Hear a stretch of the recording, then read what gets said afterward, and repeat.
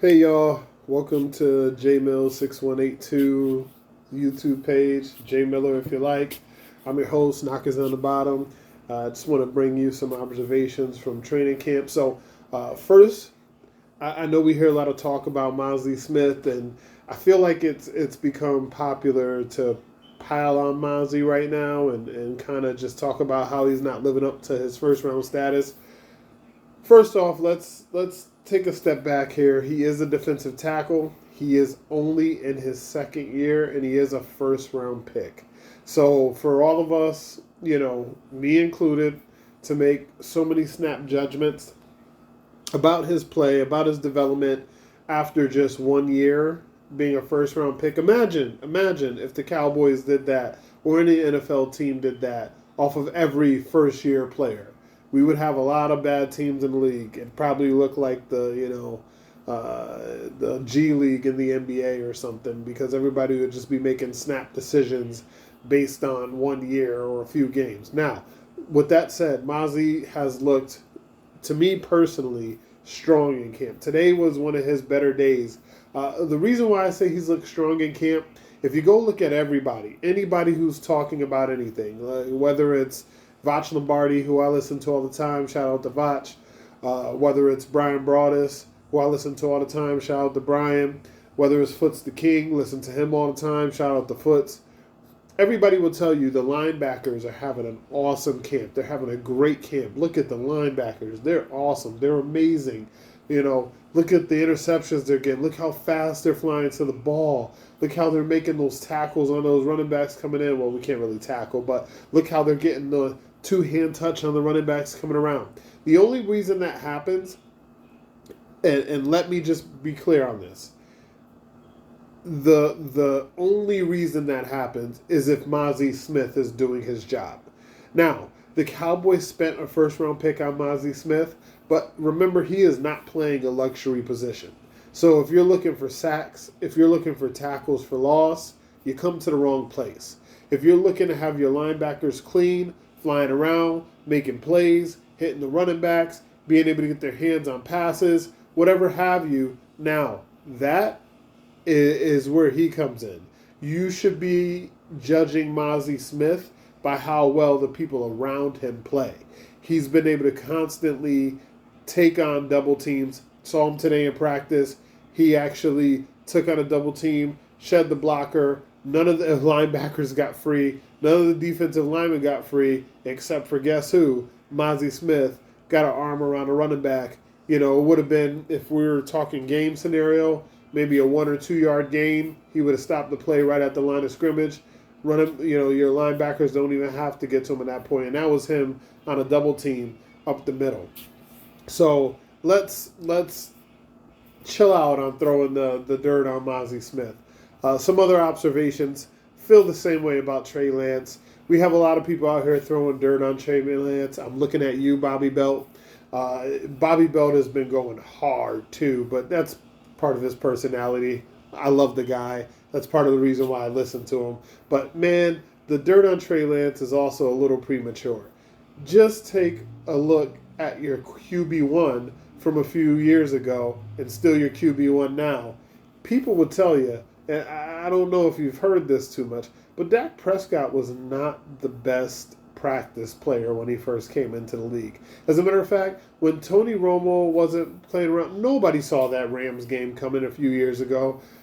Tony Romo's coming back off an injury. He's chilling out. Dak's looking, to put it nice, inconsistent in practice, not really having the trust of anybody. And then he goes out against the Rams and he's throwing darts left and right. So I say that to say that sometimes when the lights come on, people play a little bit differently. TJ Bass, the Cowboys thought, hey, we have a developmental undrafted free agent, might be a practice squad guy.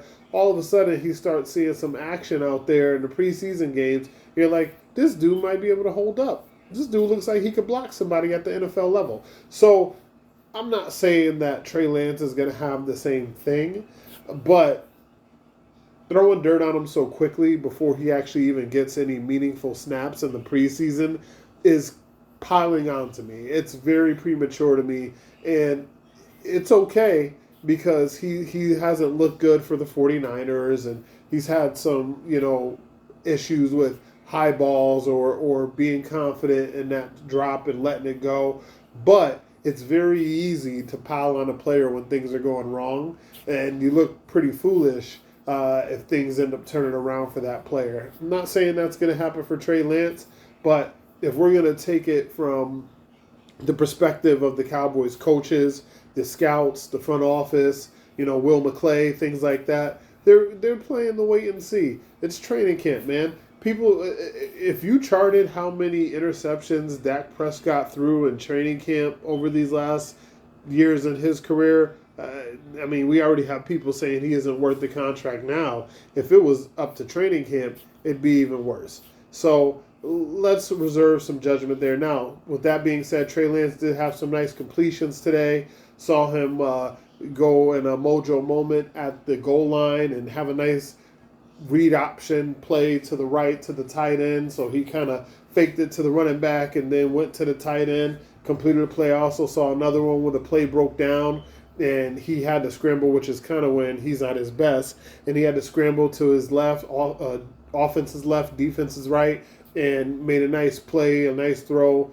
Might have been a first down to the tight end. He had a nice check down to the running back. So it looks like he's kind of getting a little bit of a rhythm. Now, the problem with Trey Lance has been his consistency. He has some days like this, and then you go back the next day, and he's kind of all over the place. So let's see what practice brings tomorrow. Also noticed some good things from Snoop Connor. He caught a nice pass in the flat. Also had a nice run.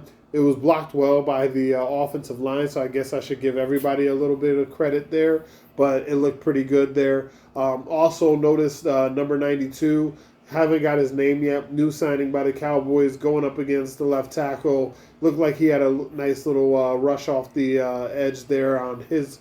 He was on the right side, offensive left side, going against Chuma Doga. Ezekiel Elliott does not look explosive at all. I'm worried because I don't think he should take up a roster spot at this moment. He definitely looks like a player that if the Cowboys keep him, it's based off of name and love only. He definitely, to this point in training camp, does not deserve a roster spot over any of those other running backs. I would take Royce Freeman. I would take Hunter Lipke. I would take Deuce Vaughn. I would take Rico Dowdle. I'd even take Nate Pete, and Nate Pete is probably going to be a practice squad guy. I'd take Malik Davis. Malik Davis had a nice explosive run today.